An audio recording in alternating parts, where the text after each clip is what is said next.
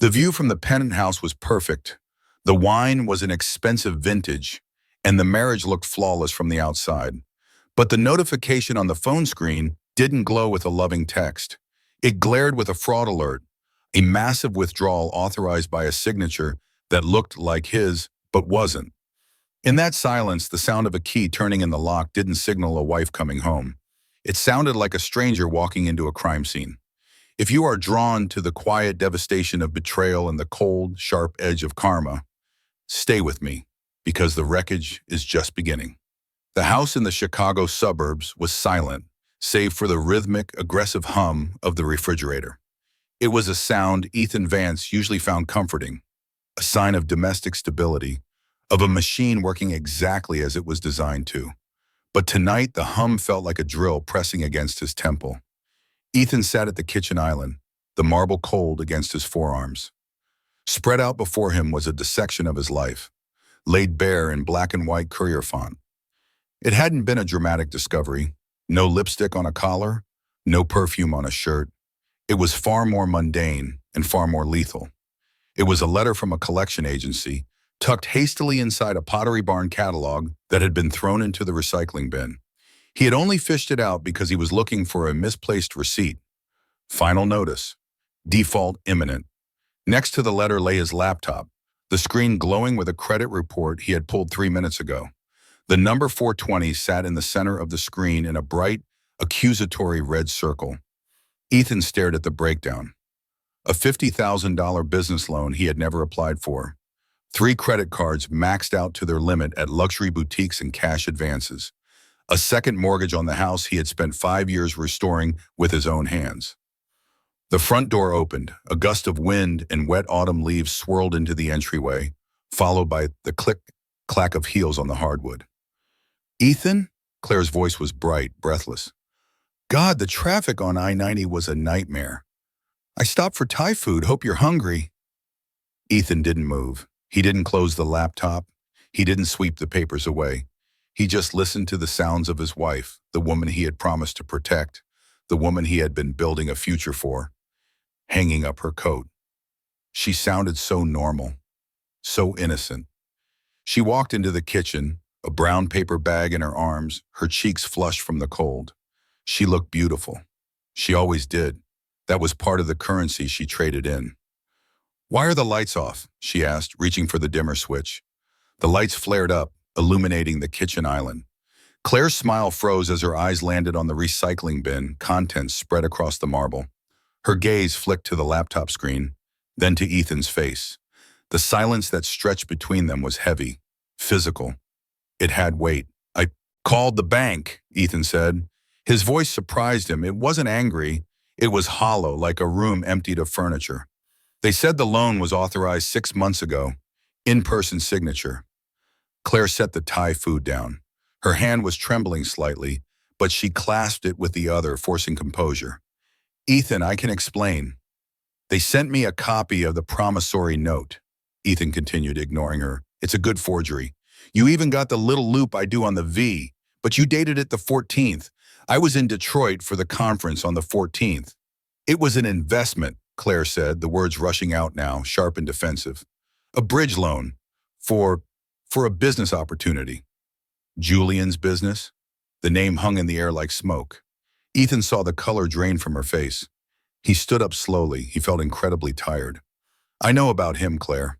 I've suspected the affair for months. The late nights, the new phone password.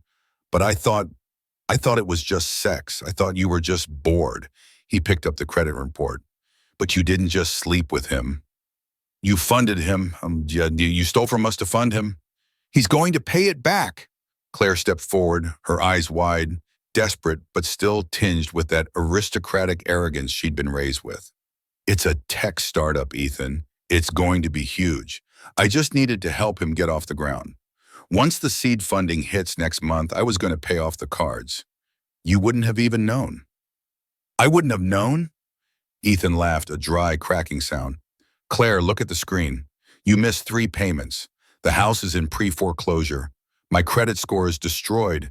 I can't even lease a car right now, let alone pass a background check for the firm's new government contracts." You didn't just spend money, you torched my career. Stop being dramatic, she snapped, the fear turning into anger. My father can fix it. I'll ask him. Your father? Ethan shook his head. You think your father is going to cover 6 figures of debt you racked up for a lover? A lover who, by the way, has a record for fraud in 3 states? I looked him up too. Claire went still. You don't understand him. And I don't know you, Ethan said. He walked past her, out of the kitchen and toward the stairs. Where are you going? Claire demanded, following him to the foot of the staircase. Ethan, we need to talk about this. We can restructure the debt. We can... There is no we, Ethan said, not looking back. He went to the bedroom. He didn't pack everything. He didn't take the suits she had picked out for him or the watch she had given him for their anniversary. Bought, he now realized, with credit he was unknowingly paying for. He took his duffel bag. He packed 3 days of clothes, his laptop, his passport, and the hard drive containing his architectural portfolio. When he came back downstairs 10 minutes later, Claire was sitting at the dining table crying. Not the silent, heartbroken tears of a woman mourning a marriage, but the angry, frustrated sobbing of a child who had been caught. You can't just leave, she said, wiping her face. It's raining. Where will you go? Ethan paused at the door. He looked at the woman he had married 3 years ago. He tried to find the person he loved, but she was buried under layers of lies and debt. I don't know, Ethan said, but I'm not staying in a house I don't own anymore. Ethan, please, she whispered, her voice dropping, the reality finally hitting her. I can't fix this alone. You should have thought of that before you signed my name, he said. He opened the door. The cold Chicago air rushed in, biting and clean. It smelled of rain and wet asphalt, the smell of the city, of indifference. Ethan Vance stepped out into the night, closing the door firmly behind him. He walked to his car, the only thing he owned that wasn't yet underwater, and turned the key. As he pulled away, he didn't look back at the warm glow of the windows. He looked at the dashboard clock. It was 8:42 p.m., the exact minute his life ended, and the exact minute it began. 10 years is a long time in a human life, but in the world of finance, it is an eternity. It is enough time for markets to crash and rebound, for skylines to be rewritten, and for a man to completely excise the soft parts of his soul. Ethan Vance stood by the floor-to-ceiling glass of his corner office at Vanguard Holdings. 42 stories down, Chicago was a grid of amber and white lights shivering under a relentless February snowstorm. From this height, the people were invisible. The cars were just blood cells moving through the arteries of a concrete organism. It was a view that cost $10,000 a month in rent alone, and Ethan paid it without blinking. It was the price of distance. Mr. Vance, did you hear the projection? Ethan turned slowly. He didn't spin. He pivoted with the calculated grace of a predator that knows it has no natural enemies in the room. He was leaner now than he had been at 28. The softness around his jaw was gone, replaced by the sharp angles of a man who forgot to eat lunch and ran 5 miles every morning at 4:00 a.m. His suit was a charcoal bespoke cut that cost more than his old car. Sitting at the mahogany conference table was Marcus, a 20-something tech founder in a hoodie that was meant to look casual but was likely designer. He was sweating. I heard the projection, Marcus, Ethan said. His voice was quiet, a low baritone that forced people to lean in. You're asking for $3 million in seed funding for a logistics platform that relies on third-party drivers. It's the Uber of freight, Marcus said, his smile tight. We have the algorithm. You have an algorithm, Ethan corrected, walking back to the table. He didn't sit.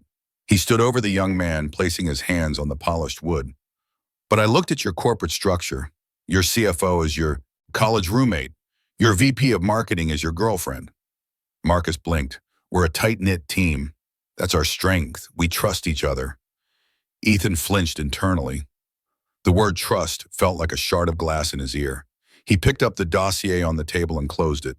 The sound of the heavy paper slapping shut echoed in the silent room. Trust is not a metric, Marcus. Trust is a liability, Ethan said coldly. When you mix equity with intimacy, you don't get loyalty. You get embezzlement. You get emotional decision-making. You get blind spots. But I don't invest in families, Ethan cut him off, and I don't invest in friends. I invest in operators who have nothing to lose because they've already cut the ties that hold them back. You're too comfortable. Ethan slid the file back across the table. Denied. The rejection was absolute. There was no room for negotiation in Ethan's tone. It was the voice of a man who had said no 1,000 times so that he would never have to hear no again. Marcus stood up, his face reddening with a mix of embarrassment and anger. He grabbed his laptop. You're wrong, you know. You're missing out on a unicorn. I'm missing out on a lawsuit, Ethan replied, already checking his watch. Sarah will validate your parking. When the heavy glass door clicked shut behind the aspiring CEO, silence reclaimed the room. Ethan exhaled, a long, controlled breath. He walked back to his desk, a vast expanse of black glass that held nothing but a monitor, a phone, and a Montblanc pen. He sat down and unlocked his screen. A spreadsheet greeted him, rows and columns of assets, liabilities, risk scores, and credit ratings. This was his world now, a binary universe where everything could be quantified. There were no gray areas here. No, I can explain. No, it was just a mistake. The numbers either balanced or they didn't. 10 years ago, he had been a variable, unstable, emotional, easily manipulated. Now he was the constant. He had rebuilt his credit score from the ashes of 420 to a perfect 850. He owned his apartment outright. He had a portfolio that intimidated his peers. He had everything he thought he wanted, except for the ability to sleep through the night without medication. The intercom buzzed. Mr. Vance? It was Sarah, his executive assistant.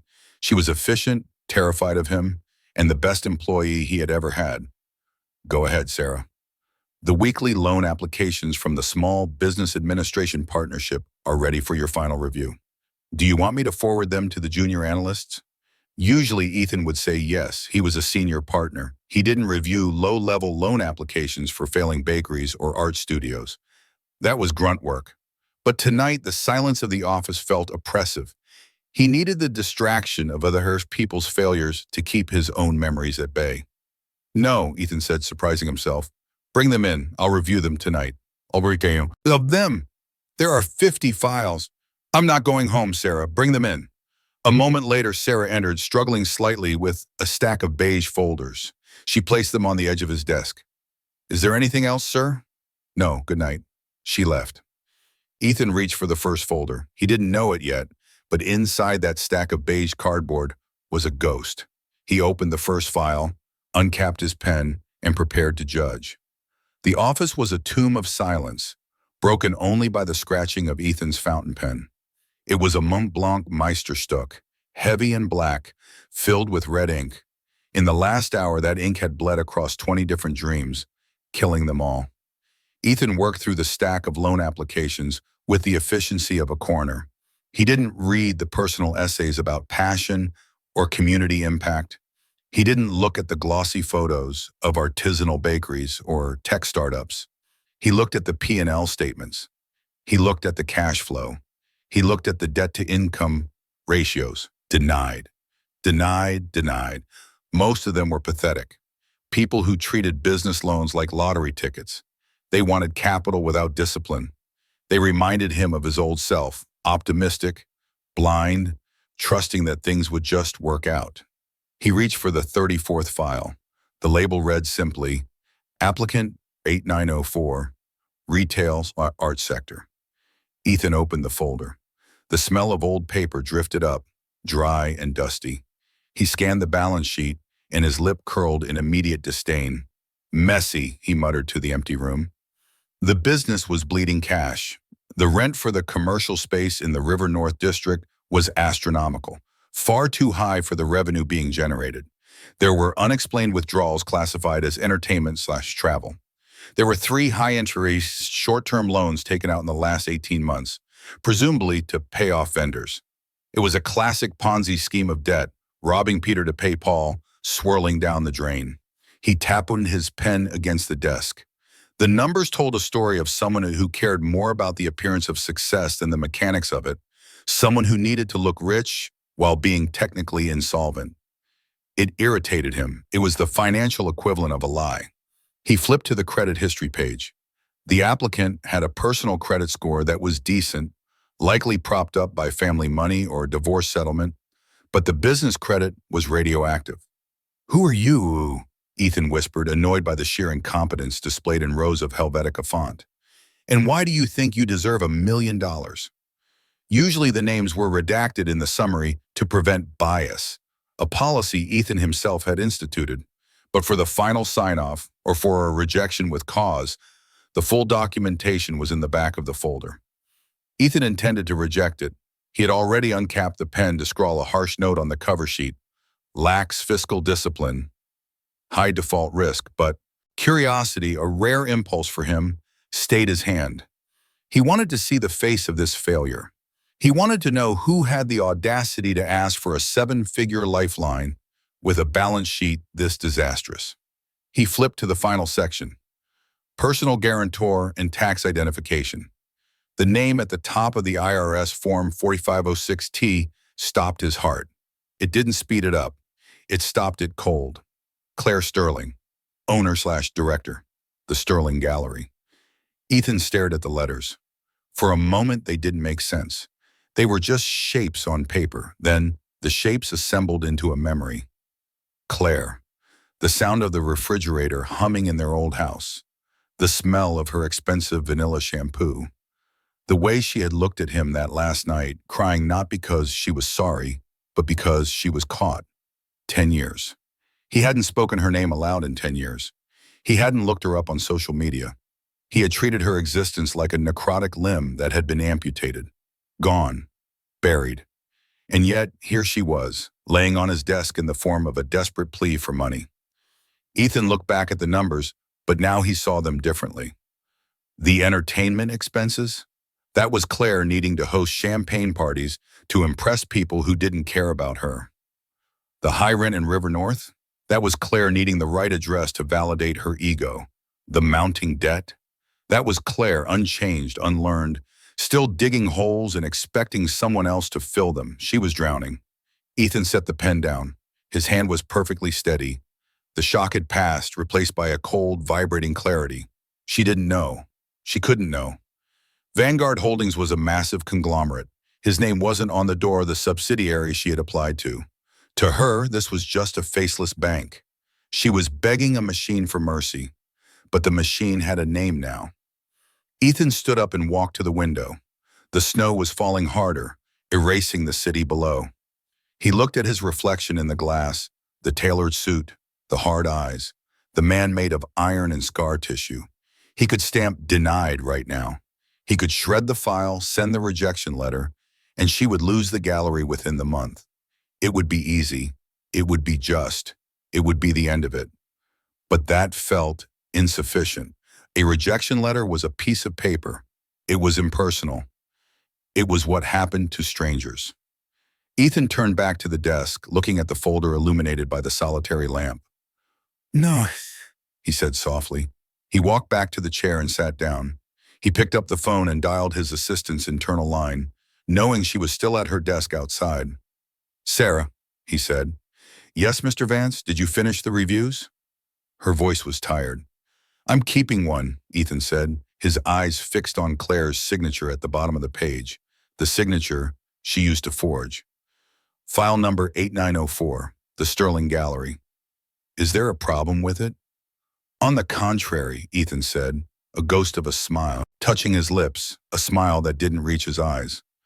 "I see potential, but the risk assessment is incomplete. I can't approve it on paper." "Okay, shall I send it back for more documentation?" "No," Ethan said. "Schedule an in-person interview, mandatory, with the senior partner." "With you, sir?" Sarah sounded confused. "You don't do intake interviews." "I do for this one," Ethan said. "Set it up for Tuesday." "And Sarah?" "Yes?" "Don't tell them my name, just say the board." He hung up. He looked at the file one last time before closing it. The red pen lay on the desk, unused. He didn't want to reject her application. Not yet. He wanted to see her. He wanted to see if she looked as desperate as her balance sheet. The Sterling Gallery was a masterpiece of minimalism. White walls, polished concrete floors, and abstract sculptures that twisted toward the high ceiling like frozen smoke. To the casual observer walking past the floor-to-ceiling windows on Superior Street, it looked like a temple of high culture and effortless wealth. To Claire Sterling, it felt like a cage. She sat at her lucite desk, her posture rigid. In front of her was a stack of unopened envelopes. She knew what was inside them without looking. Angry red stamps, final warnings, threats of legal action. The landlord had called twice this morning. The catering company for next week's exhibition was demanding a deposit she didn't have. Her phone buzzed. Claire flinched. She stared at the screen, heart hammering against her ribs. It wasn't a collector. It was a 3M area code, downtown Chicago. Vanguard Holdings. She took a deep breath, smoothed her silk blouse, and swiped answer. Claire Sterling, she answered, her voice practiced, velvety, stripped of all panic. Ms. Sterling, a woman's voice replied, crisp, professional, indifferent. This is the executive office at Vanguard Holdings. We are calling regarding your application for the Bridge Capital Program. Claire gripped the edge of the desk so hard her knuckles turned white. Yes, I've been expecting to hear from the underwriting team. Your file has been flagged for review, the voice said. Flagged? Claire's stomach dropped. Is there an issue with the documentation? My accountant assured me, not an issue, Miss Sterling. An opportunity. The board has taken a specific interest in your business model, but the risk profile requires a secondary assessment. We are offering you a conditional interview. An interview? Claire frowned. I thought this was a standard algorithmic approval. Usually it is, but for this tier of funding, the senior partner has requested a face-to-face meeting. He wants to hear the pitch personally. Tomorrow morning, 9:00 a.m. A senior partner. Claire's mind raced. This could be odd, or it could be perfect. Algorithms were cold. They looked at credit scores and debt ratios. But men were manageable. Claire knew how to handle men. She knew how to smile, how to tilt her head, how to sell the idea of success even when the reality was bankrupt. If she could get in a room with him, she could get the money. I can make myself available, Claire said, sounding gracious as if she were doing them a favor. Excellent. 9:00 a.m. sharp. Bring your updated financials. And Ms. Sterling, the partner values punctuality. The line went dead. Claire exhaled, a shaky sound that echoed in the empty gallery. She stood up and walked to the mirror hanging near the entrance. She looked at her reflection. She was 36 now, but she could pass for 30. The stress lines around her eyes were easily hidden with a concealer. She looked expensive. She looked trustworthy. You can do this, she whispered to herself. It's just a meeting. It's just money. She didn't know that 3 miles away, in a tower that scraped the sky, the stage was being set for something far more brutal than a meeting. Ethan stood in conference room B. He had chosen this room specifically. It was smaller than the main boardroom, more intimate, but it felt colder. The walls were glass, offering a panoramic view of the gray, churning lake. Sarah, he said, not turning away from the window. Yes, Mr. Vance? Change the seating arrangement. Sarah paused, looking at the long rectangular table. How would you like it? Remove the chairs on the south side. I want one chair at the head of the table for me, and one chair at the far end, facing the window for the applicant. Sarah hesitated. That puts about 10 feet of distance between you. It's quite confrontational. It's a risk assessment, Sarah. I need to see how she handles pressure. Ethan walked over to the chair where Claire would sit. He sat down. The sun, reflecting off the glass of the neighboring skyscraper, hit him directly in the eyes. It was blinding, disorienting. Perfect, he said, shielding his eyes. Leave the blinds open. He stood up and smoothed his jacket. He felt a dark, electric hum in his blood, the same adrenaline rush he used to get before a big architectural presentation, but twisted. He wasn't building anything tomorrow. He was inspecting a demolition site. He checked his phone. No messages. His life was clean, ordered, and empty. Tomorrow, chaos would walk through the door. She thinks she's coming to beg for a loan, Ethan thought, looking at the empty chair at the end of the long, polished table. She has no idea she's coming to pay a debt. He walked out of the room, the heavy glass doors sealing the silence behind him. The elevator ride to the 42nd floor took 45 seconds. To Claire Sterling, it felt like a compression chamber. She watched the digital numbers climb, 10, 20, 30, and with every floor, her ears popped, and the knot in her stomach tightened. She checked her reflection in the brushed steel doors. Her blazer was cream-colored, chosen specifically to look soft yet professional. Her lipstick was a conservative shade of rose. She looked like a woman who had nothing to hide. The door slid open with a soft chime, revealing a lobby that smelled of white tea and cold money. "Miss Sterling?" The assistant, Sarah, was waiting. She was young, severe, and dressed in black. She didn't smile. "Yes," Claire said, stepping out, her heels sinking slightly into the plush gray carpet. "I'm here for the 9 o'clock a.m. review." "Right this way, the senior partner is waiting." Sarah turned and walked down a long corridor lined with glass offices. Claire followed, clutching her leather portfolio. She tried to absorb the atmosphere. This wasn't just a bank. This was a fortress of capital. People spoke in hushed tones behind glass walls, pointing at screens filled with red and green bars. It was a world of absolute consequence, far removed from the subjective, emotional world of her art gallery. "He's in conference room B," Sarah said, stopping at a heavy frosted glass door at the end of the hall.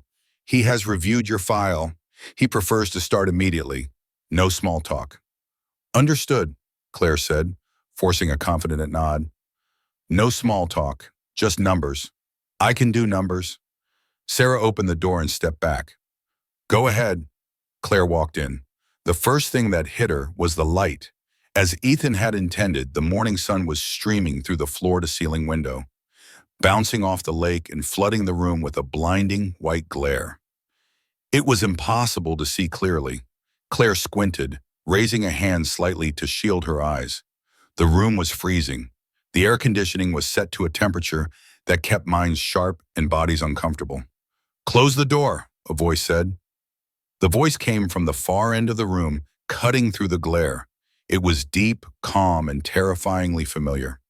It was a sound that belonged to a different life, a voice she had once heard whisper across a pillow, a voice she had last heard saying, "I don't know you," in a rain-slicked driveway. Claire froze. Her hand hovered over the door handle. Her heart missed a beat, then slammed against her ribs with the force of a panic attack. "No, it's not possible."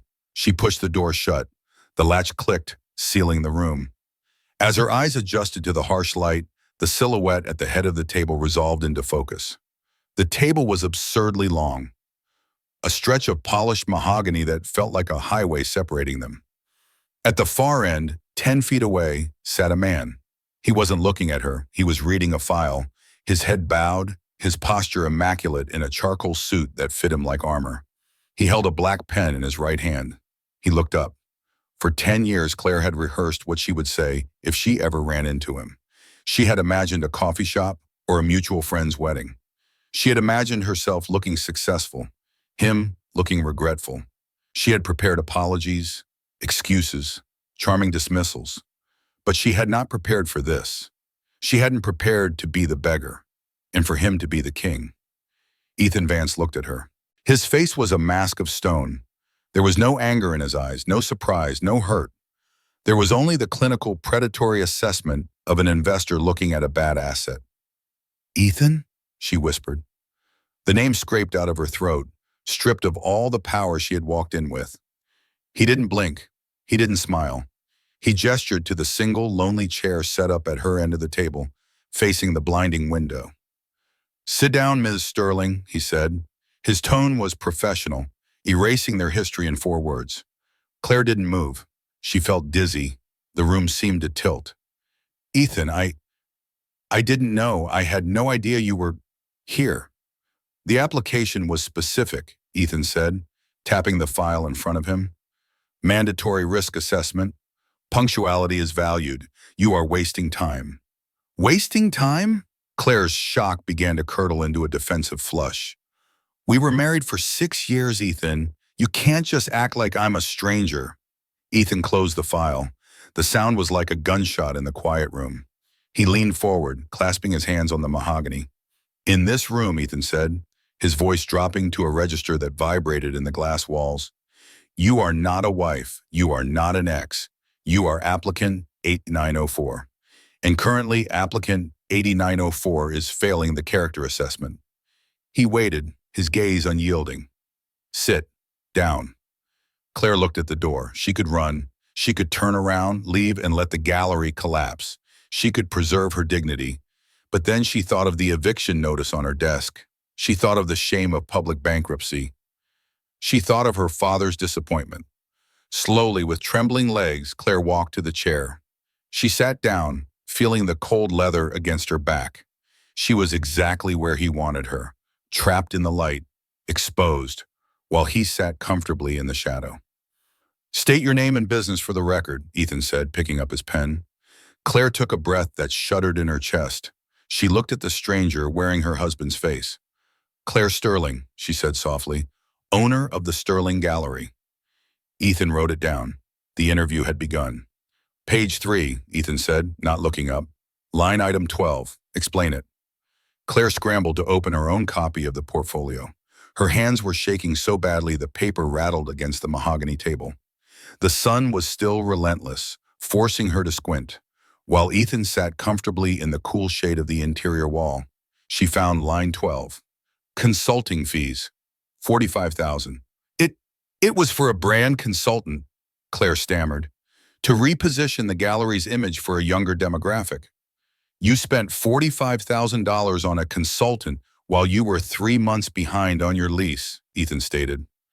It wasn't a question. He made a sharp red mark on the page. That isn't a strategy, Miss Sterling. That is vanity. You don't understand the art world, Claire shot back, a spark of her old defiance flaring up. Perception is everything.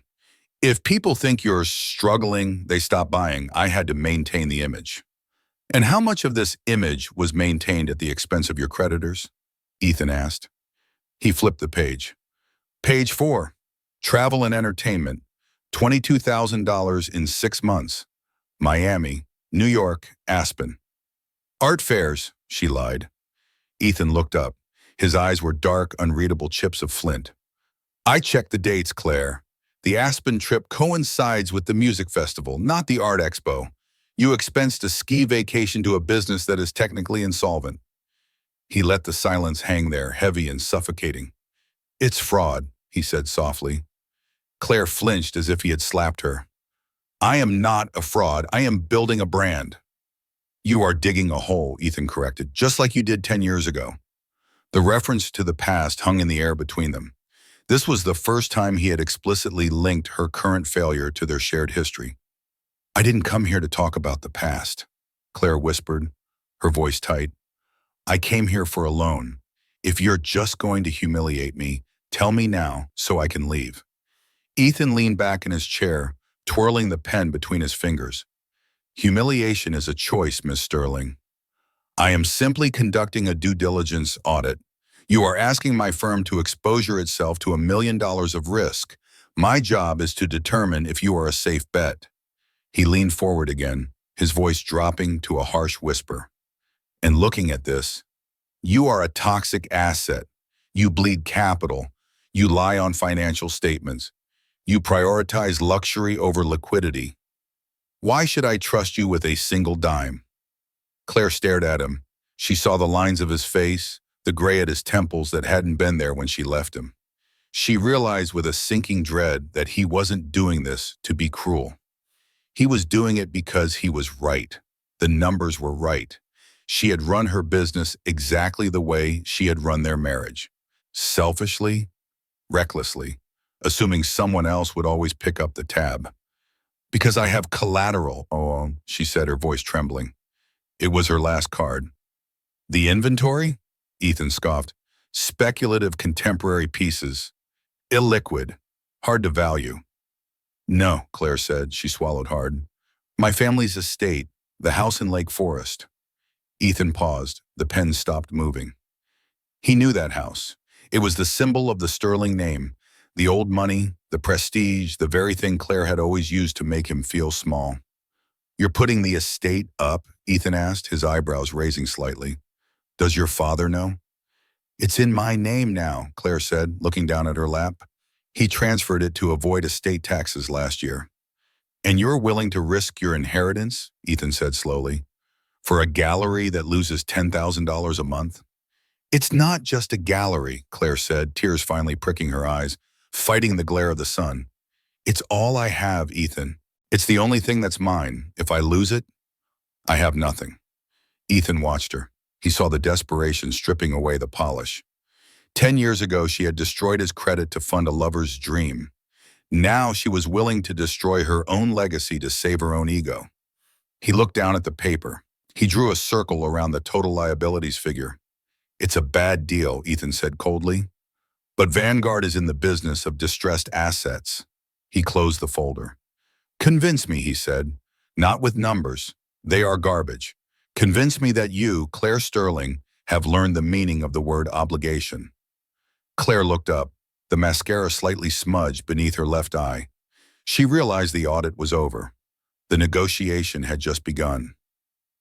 The air in the conference room shifted. The sharp, metallic scent of ozone and air conditioning seemed to give way to something softer, heavier, the ghost of a perfume Ethan hadn't smelled in a decade. Claire pushed the financial documents aside. She stopped looking at the papers that proved her incompetence and looked directly at the man sitting in the shadows. She uncrossed her legs and leaned forward, resting her elbows on the polished mahogany. It was a calculated movement, one designed to close the physical distance the long table created. Obligation, she repeated the word, tasting it. Her voice dropped an octave, losing its brittle, businesslike edge. It became the voice she used to use late at night, the one that could talk him into anything. You talk about obligation like I don't feel it every day, Ethan. The numbers suggest otherwise, Ethan said, his face impassive. The numbers are just consequences, Claire said softly. They aren't the whole story. You asked me to convince you, fine. Then look at me, not the spreadsheet. Ethan didn't move. He held her gaze, waiting. I know what you see, Claire continued, her eyes glistening. You see the woman who hurt you. You see the mistakes I made 10 years ago, and I own that. I was young, Ethan. I was 26. I was stupid, and I was bored, and I let someone get into my head who shouldn't have been there.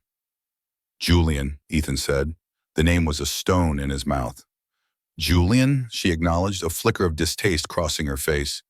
He was a con artist. You know that now. I didn't know it then. I was a victim too, Ethan. He used me.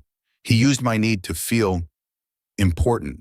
And yes, I made terrible choices with our finances trying to fix it. But I didn't do it to hurt you. I did it because I was drowning and I didn't know how to swim. Ethan listened to the narrative she was spinning. It was a masterpiece of revisionist history. In her version, she wasn't the villain. She was the tragic heroine, led astray by a smooth-talking criminal, a victim of her own youth. It washed away the agency of her signature on the forged documents. It erased the conscious choice to lie to his face every morning for 6 months. You call it a mistake, Ethan said, his voice dangerously low. Forging a signature is a felony, Claire. Not a mistake. A choice, why? I was desperate, Claire pleaded, her hand reaching out across the empty space as if she could touch him. And I've paid for it. Do you think my life has been easy? While you were climbing to the top of this, she gestured around the glass office, I've been fighting just to stay afloat. The divorce ruined my reputation. People in this city talk.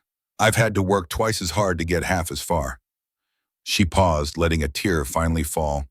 It tracked perfectly down her cheek. I'm not that girl anymore, Ethan. I'm a businesswoman trying to save her legacy. And I'm asking you, Kima, not as a bank, but as the man who once vowed to take care of me, to give me a chance to fix it, to prove to you that I'm better than the worst thing I ever did. It was a powerful performance. If Ethan were the man he was 10 years ago, the architect who believed in redemption and second chances, he would have signed the check right then. He would have seen her pain and wanted to heal it. But the architect was dead. The venture capitalist was alive. Ethan watched the tear hit the mahogany table. He felt a flicker of emotion, but it wasn't sympathy. It was a cold, detached fascination. He realized she truly believed it. She believed her own victimhood. She believed that because she had suffered consequences, she had earned absolution. "You're good," Ethan said quietly. "You've refined the pitch." Claire blinked, confused by the lack of warmth in his tone. "Ethan? You almost had me believing that it happened to you rather than by you," Ethan said. He stood up slowly, walking toward the window, turning his back on her. "You invoke the past because you have no future to sell. You use we because Ahmad is bankrupt, Amha." He turned back to face her, his silhouette cut sharp against the blinding light. "You say you were a victim of Julian. Yet you are applying for this loan using the exact same financial structures he used. High interest leverage, image over substance. You didn't learn from him, Claire. You became him." Claire recoiled, her face pale. The softness vanished, replaced by a flash of genuine anger. "That is not fair." "Fairness is a fairy tale for children," Ethan replied. "This is finance, and in finance the only thing that matters is track record." He walked back to the head of the table and leaned down, placing both hands flat on the wood, dominating her field of view. "You want me to approve this loan based on our history? Fine, let's look at the history. You ruined my credit score. You forced me into homelessness. You cost me 5 years of my life." He paused, his voice dropping to a whisper. "If we are trading on history, Claire, you don't owe me an explanation. You owe me everything." Claire sat frozen, the blood draining from her lips. She realized she had miscalculated. She had brought a knife to a gunfight, assuming the gunman would hesitate to shoot. "So that's it?" she whispered, her voice trembling with a mix of fear and fury. "You brought me here just to reject me, to my face? To get your revenge?" "No," Ethan said. He pulled a new document from his folder. "It wasn't a rejection letter, it was a contract. I brought you here to make a deal." He slid the paper down the long table. It stopped inches from her hand. "Read it." Claire picked up the document and her manicured nails tapped against the thick bond paper, a nervous rhythm in the silent room. She read the first page, her brow furrowing. She flipped to the second, her eyes widening. By the third page, she dropped the document back onto the table as if it were burning hot. "This is insane," she said, her voice rising. "You want to lien on the gallery's inventory? A personal guarantee against the Lake Forest estate? And 40% equity?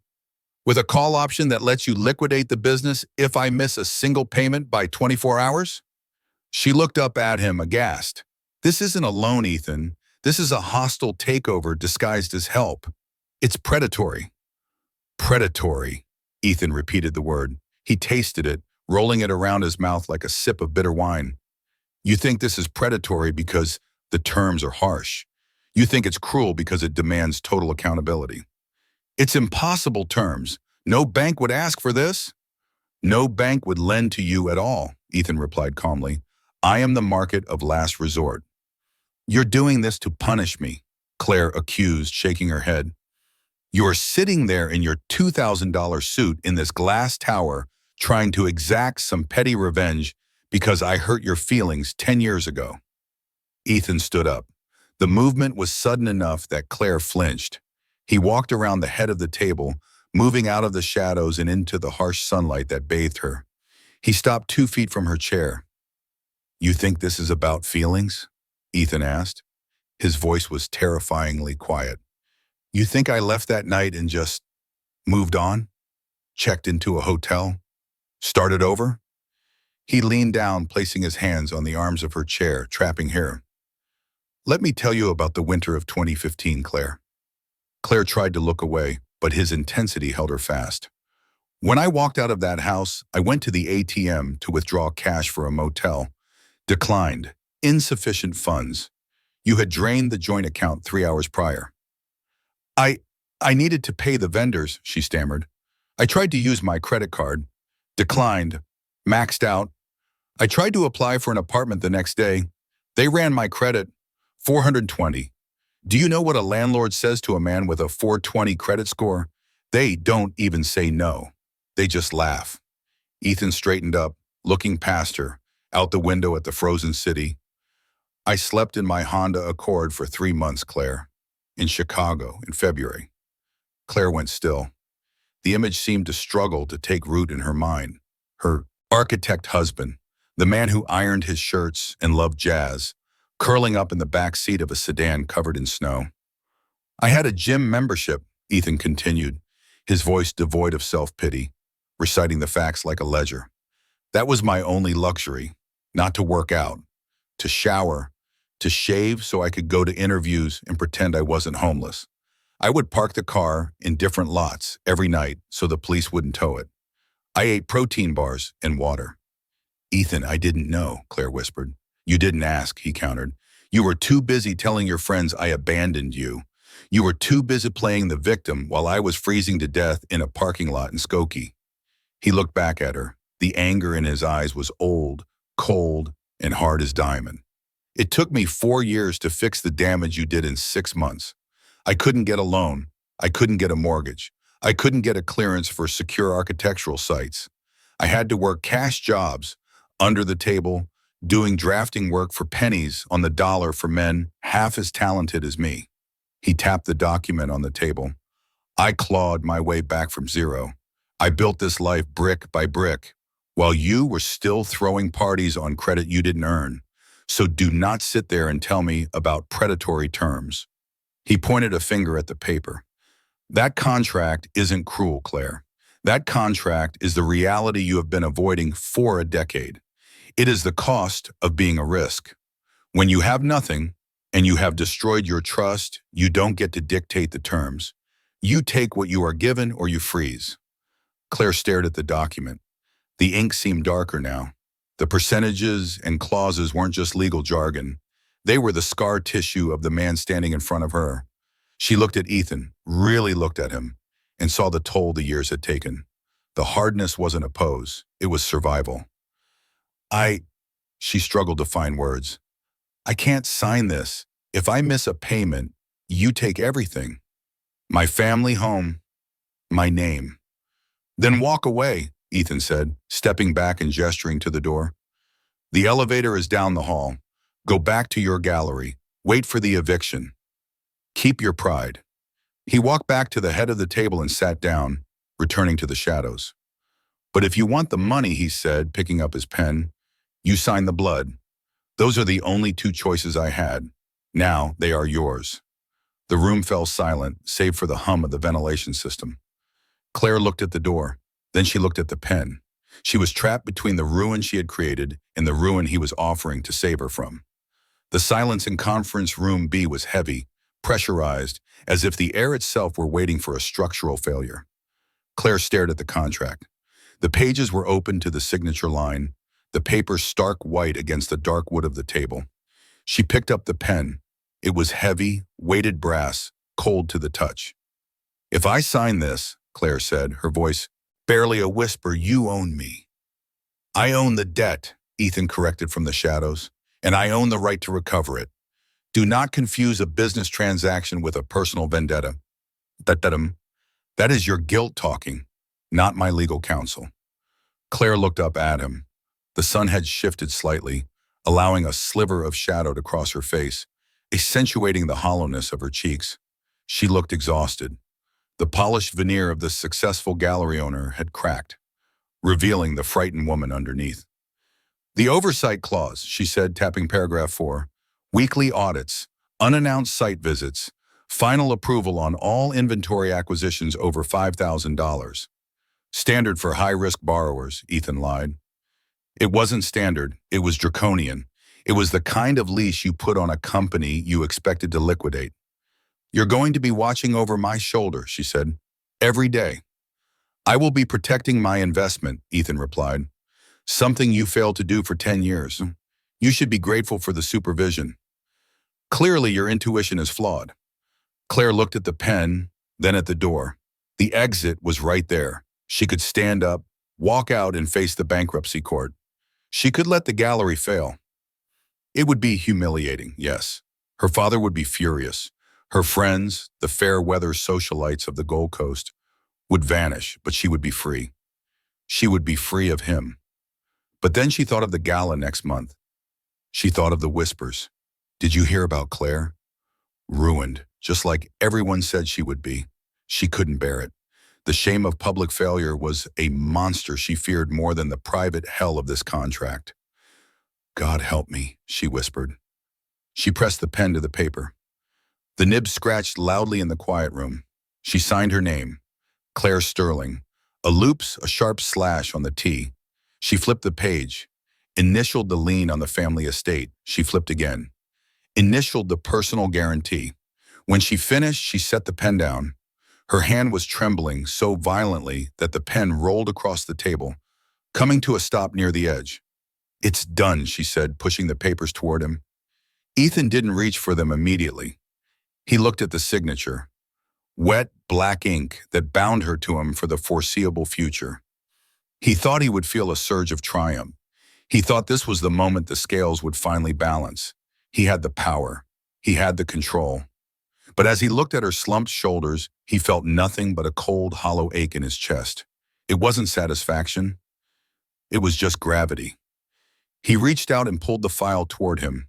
He inspected the signature, verifying it against the one in her file, the real one this time, not a forgery. Sarah will wire the funds to your operating account by close of business today, Ethan said, his voice flat.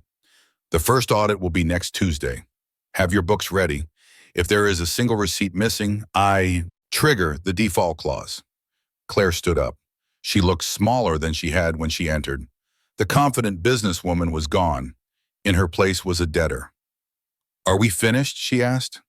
For today, Ethan said. She turned to leave. She didn't say goodbye. She didn't say thank you. She walked to the door, her heels clicking a slow, defeated rhythm on the floor. Claire, Ethan said, just as her hand touched the handle. She stopped, but didn't turn around. Her back was rigid. Do not make me regret this, he said.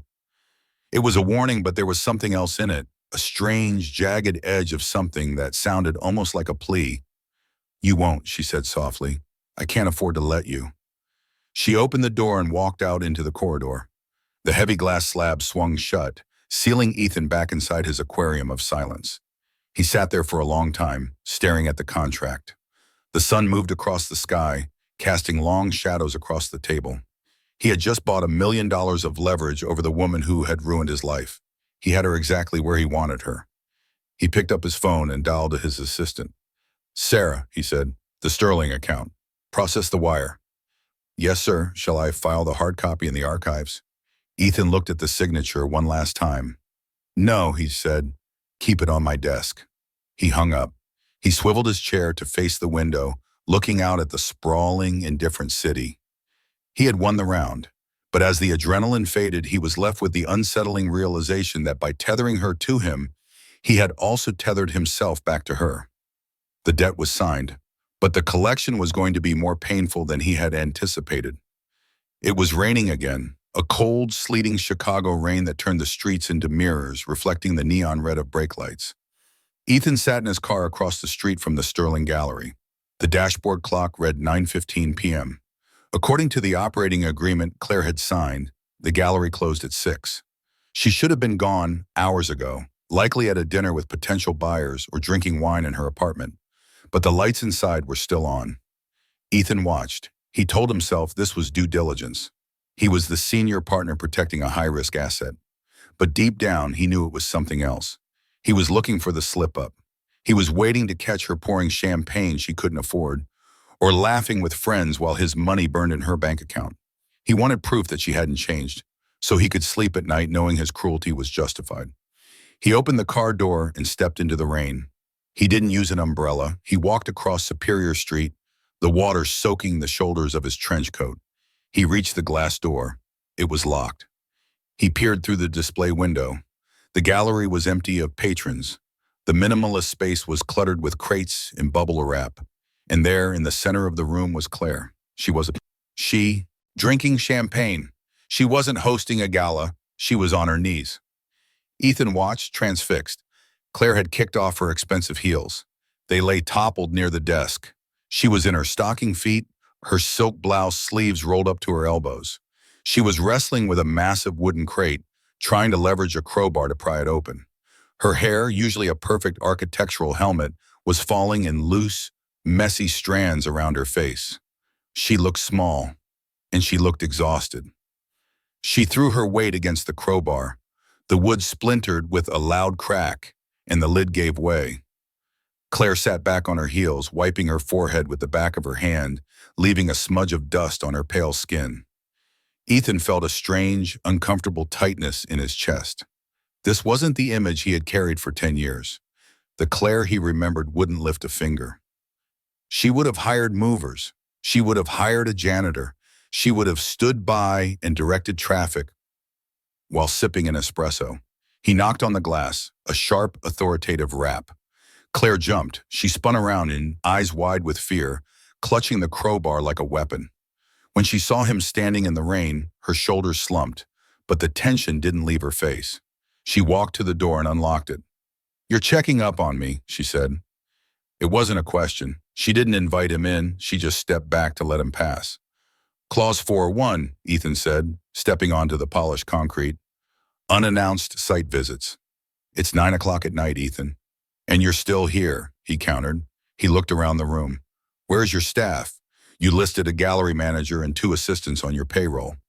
"I let them go," Claire said, walking back to the crate. She picked up a bundle of bubble wrap. "I fired them the morning after I signed your contract." Ethan paused. "Wait, because you demanded a 20% reduction in overhead to meet the risk covenants," she said, not looking at him. She began unwrapping a sculpture. "I couldn't cut the rent, I couldn't cut the insurance, so I cut the labor." "So who manages the install?" "I do." "Who cleans the floors?" "I do." Ethan looked at her hands. They were red, the manicured nails chipped. There was a fresh cut on her thumb wrapped in a jagged piece of masking tape. "You're doing 3 jobs to save 1 salary," Ethan noted. "That's inefficient." "It's survival," Claire snapped. She lifted the sculpture, a heavy, twisted bronze piece. She grunted with the effort, her arms shaking. Ethan's instinct, honed by years of being a husband, was to step forward. "Let me take that." The impulse fired in his brain before he could suppress it. His hand actually twitched at his side. He forced himself to stay rooted to the spot. "She bought this," he reminded himself. "She bought this heavy life when she sold yours." "The wire transfer cleared?" he asked, his voice deliberately cold. "Yes," she said, placing the bronze piece on a pedestal. She adjusted it, stepping back to check the angle. "The vendors are paid. The rent is current. You'll have your receipts by morning." "Good." Ethan walked a slow circle around the gallery. He touched a wall. No dust. He checked the thermostat, set to a thrifty 68 degrees. He looked at the desk. Organized piles of invoices sorted by date. He couldn't find a fault. He couldn't find the entitlement. He found only a woman working herself into the ground to pay a debt to a man who hated her. He stopped near the door. Claire was leaning against the pedestal, breathing hard. She looked at him, and for a second, the guard dropped. "Is it enough?" she asked quietly. "Did I pass the inspection?" Ethan looked at the smudge of dirt on her cheek. He remembered a time when he would have wiped it away. He remembered a time when he would have ordered takeout and sat on the floor with her until the work was done. "For this week," Ethan said. He turned to leave. "Ethan?" He stopped, his hand on the cold metal handle. "I didn't sell the house just because of the taxes," she said to his back. "I put it on the market yesterday. To pay down the principal on your loan. I don't want to owe you a day longer than I have to." Ethan stood there. The Lake Forest house, the crown jewel of the Sterling legacy. She was liquidating her past to buy her freedom from him. "That's a sound financial decision," Ethan said. His voice sounded mechanical, even to his own ears. He walked out into the rain. He got into his car and sat there, gripping the steering wheel. The leather creaked under his gloves. He watched her through the window as she went back to the crate, pulling out another heavy piece of art. He should be happy. She was suffering. She was learning the value of a dollar the hard way. This was exactly what he wanted. So why did he feel like the villain? Ethan started the engine, the wipers slashing across the glass like a metronome. Hesitation, he told himself, is a liability. But as he drove away, he couldn't shake the image of her chipped nails and the masking tape on her thumb. It was the first time in 10 years she had looked real. The document sat in the center of the desk, perfectly aligned with the edge of the glass. It was a single sheet of paper, standard corporate letterhead, titled Request for Covenant Waiver, Extension. Ethan stared at it. It was Tuesday, the first weekly audit. Claire stood on the other side of the desk. She looked different than she had during the night at the gallery. She was back in her armor, a navy dress, hair pulled back tight. But her hands resting on the back of the guest chair were betraying her. They were gripping the leather so hard the knuckles were white. "It's a 24-hour delay, Ethan," she said, her voice steady but thin. The wire transfer from the sale of the Lake Forest house was held up by the title company. "It clears tomorrow morning. Once it hits, the liquidity ratio will be back above the required threshold." Ethan didn't look up from the paper. He knew she was telling the truth. He had seen the escrow confirmation she had attached. It was a bureaucratic hiccup, a meaningless banking error that would resolve itself by sunrise. In any other deal, with any other client, Ethan would have signed the waiver without blinking. It was a technical default, not a material one. The money was there, it was just stuck in the pipes. But this wasn't any other client. The contract states that the debt-to-cash ratio must be maintained at all times, Ethan said, his voice void of inflection. "As of 9 a.m. this morning, you are in breach of Clause 7.2. "I am not asking for money," Claire pleaded, a crack appearing in her composure. "I am asking for time. One day. You saw me working, Ethan. You saw me packing the crates. You know I'm doing everything right. I sold my father's house to pay you." "You sold the house to pay a debt," Ethan corrected. "That is not a favor to me. That is arithmetic." He picked up the red stamp sitting in the tray. It was a heavy, archaic thing, a rubber stamp used for official rejections. He rolled the handle between his thumb and forefinger. Inside him, a war was raging. The part of him that had watched her struggle with the crate in the rain wanted to put the stamp down. That part wanted to say, "It's okay, I know you're trying." That part wanted to believe that people could change, that 10 years of punishment was enough. But then the other part spoke up. The part that remembered the empty bank account in 2015. The part that remembered how easily she had lied about the investment that was actually a gift to a lover. If he gave her an inch, would she take a mile? If he forgave this technicality, what would be next? A missed payment? A bounced check? He looked at Claire.